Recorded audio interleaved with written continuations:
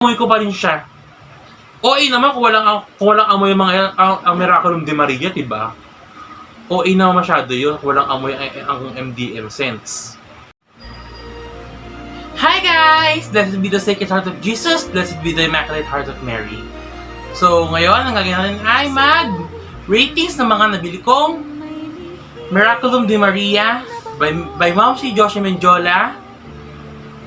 So, yeah, mag-rate ako pala ng mga nabili ko na pabango mula sa Miraculum de Maria. By the way guys, bago kayo mag-start, kung gusto nyo rin po na MDM scents, MDM o Miraculum de Maria na pabango para sa inyong mga poon, andito lang po yan sa ating yellow basket. So, bili na po kayo, murang-mura lang. So, simulan po natin sa perfume po nila. So, ang unang-una kong perfume na nabili sa kanila ay itong De Los Dolores. Itong ilang-ilang scent. Ayan. Ilang-ilang scent. So, ang marirate ko dito is 8/10. Bakit 8? Kasi for me, approve naman sa akin yung pagka-ilang-ilang niya talaga. Amoy ilang-ilang talaga siya. By the way, yung ilang-ilang guys, yung kulay green na nasa ilalim ng sampagita, pag bibili tayo ng sampagita, yun ang ilang-ilang. And then yung white na mahaba, yun yung kamya, if I'm not mistaken. Tapos sa sampagita, yun yung sampagita, yung nakatuhog sa tali na ata yun.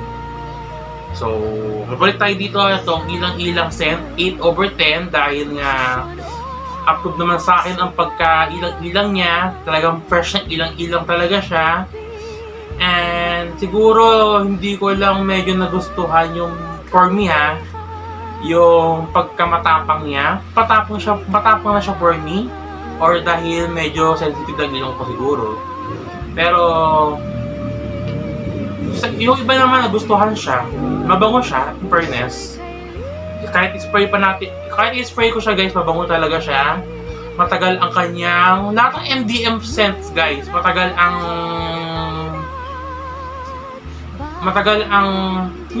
yung oras na bango niya. Talagang humakalimuyak siya ng matagal. Mga buwan ata or linggo at tinatagal niya. Mag-spray lang ako dito ng mga isang spray. Talagang makakalimuyak na siya sa buong kwarto namin. Tapos, next natin is ang Essentia de Rosa. By the way, I'm not mistaken, itong Essentia de Rosa na pure oil ay out of stock ata, if I'm not mistaken. So, ang marirate ko dito, by the way, ito unang-una ko nabili na MDM scents, ang Essentia de Rosa. Dahil gusto ko ng mga rose scent. Para nga sa aking mahal na birhen ng Antipolo, gusto ko sa kanya rose scent. And hindi naman ako nagkamali na rose scent ang binili ko na Essentia de Rosa, pure oil. Kasi for me, ang pure oil is matagal, long lasting talaga siya. And ang rate ko dito is utang ng Pilipinas out of 10. Oo, ganun ka OA. Ayun, utang ng Pilipinas out of 10. Kasi guys, utang ng Pilipinas out of 10 siya dahil amoy talaga siya. Nung una ko siyang naamoy, una ko talagang naalala sa kanya ay ang mahal na Poong Jesus Nazareno sa Quiapo, yung pahalik. Yun ang kaamoy niya. Guys, kung curious kayo sa amoy ng Essentia de Rosa ni Ma'am Shi, so yun, ito perfect siya para sa mga Nazareno, ganyan, sa mga ibang puon din, perfect din siya. Mabango siya in fairness. Kahit amuyin ko siya ngayon, amoy pa rin siya, kahit ubos na siya guys. Actually, naubos ko na to, button na lang talaga siya. So, ito ginamit ko nung salida ng friend ko nung mahal na araw, nung Holy Week, dahil ang puon nila ay Nazareno, ito. And nakatanggap kami ng maraming views tuloy, papuri galing papuri sa puon nila dahil dito sa Miraculum de Maria. Promise guys, mabango siya. Kahit yung hindi alam yung Miraculum de Maria, na umabot daw yung hindi sa pagiging OA guys. Umabot yung amoy ng perfume na to sa loob ng bahay nila kahit yung puon ay nasa labas na. Ganun ka halimuyak talaga ang Miraculum de Maria. So ito, utang ng Pilipinas out of 10. And perfect. By the way guys, itong ilang scent nila ay perfect din sa mga male and female saints natin dyan. And also, ang aking huling i-rate ay ang ito. Essentia di Sampaguita. Ito, pure oil din siya guys. Actually, hindi ko pa ito nagagamit. Dahil bala ko siya sana gamitin sa October pa. Matagal pa siya guys, alam ko. Pero nag-i-stock lang ako ng Essentia ng pure oil ni Ma'am Shi dahil mabilis siya mamuubos guys. Talagang bestseller talaga siya.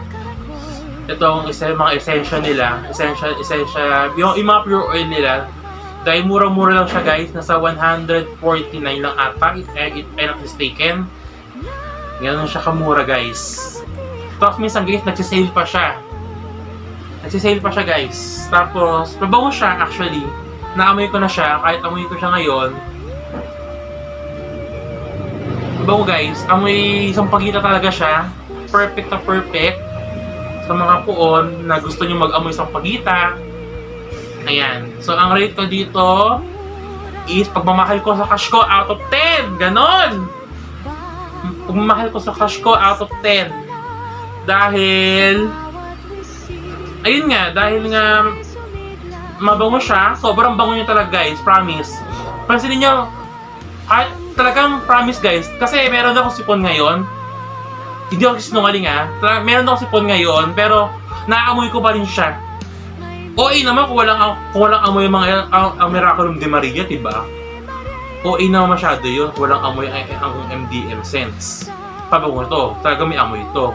Kahit naman sa ibang pabango ng puon, may amoy din naman talaga siya, mabango din siya. Kasi mabango sila, diba? Common sense. Ayun guys, mabango siya. Perfect na perfect sa male and female scents natin dyan. Ang MDM scents. So, tatlo pa na nabibili ko guys na MDM perfumes or scents kay Ma'am Shi. And I'm looking forward pa sa iba nilang scents. Like yung Debetania scents na favorite din ni Ma'am Shi. Yung Sampaguita na perfume nila. Yung Aranzazu ata yun. Aranzazu scent. If not mistaken. Ayun, looking forward din ako doon. Dahil, lalo na sa Debetania. Kasi another rose scent siya. And malapit daw siya sa amoy ng original tea rose. So I'm looking forward to that. And ayun lang naman guys. By the way guys, pag mag-i-spray kayo ng mga MDM scent or MDM perfumes, make sure po, lalo na kung ang mga imahin nyo like this one, yung mga Fiber Lulu or mga hindi siya Devestier, mag-i-spray lang po tayo sa tela or sa mga dito, like yung mga this one, sa mga flowers, sa mga plastic flowers, kasi po tayo magda-direct spray sa puon mismo dahil masisira ang pintura nito dahil na rin siyempre sa chemicals para malagaan na rin natin ang ating mga puon na maayos, diba? Pero kung mga Devestier naman, okay lang naman siguro siyang i-spray sa mga tela, sa damit. Pero kung sa burda ata, hindi rin ata. Hindi ako sure guys correct me if I'm wrong. Sa burda rin ata, hindi siya advisable na i-spray. Pero siguro sa pagitan ng borda pwede naman. So, ayun lang guys. By the way ngayon guys, ay kapistahan ng kabanal-banalang puso ni Jesucristo at kapistahan ng mahal na ina ng lagi sa lolo. I'm wishing you all the best. More blessings to come to us. And God bless us all. Bye guys!